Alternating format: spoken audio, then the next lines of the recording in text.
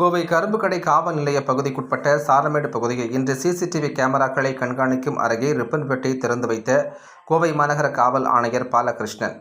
கோவை மாநகர் D6 கரும்புக்கடை காவல் நிலைய எல்லைக்குட்பட்ட கரும்புக்கடை சாலமேடு பகுதியில் கண்காணிப்பு கேமரா திறப்பு விழா நிகழ்ச்சி இன்று நடைபெற்றது.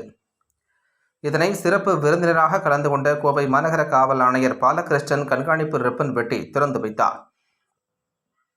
மேலும் இந்த நிகழ்ச்சியின் வாயிலாக அவர் கூறுகையில், காவல்துறையினருக்கு ஒரு சிறந்த நல்வழிகாட்டியாக இருப்பது சிசிடிவி காட்சிகள்.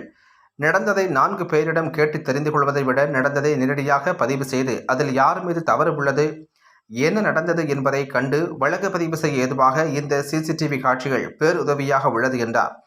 இன்று 12 கேமரா பொருத்தப்பட்டு அதனை கண்காணிப்பு செய்யும் அறையை திறந்து வைப்பது குற்றங்களை முழுமையாக தடுப்பதாக நான் கருதுகிறேன் என்றார். மேலும் செயின் பறிப்பு, திருட்டு உள்ளிட்டவைகளில் குற்றவாளிகளை கண்டுபிடிக்க இது மாதிரியான சிசிடிவி காட்சிகள் காவல்துறையினருக்கு முக்கிய நண்பராக செயல்பட்டு வருகிறது என்றார்.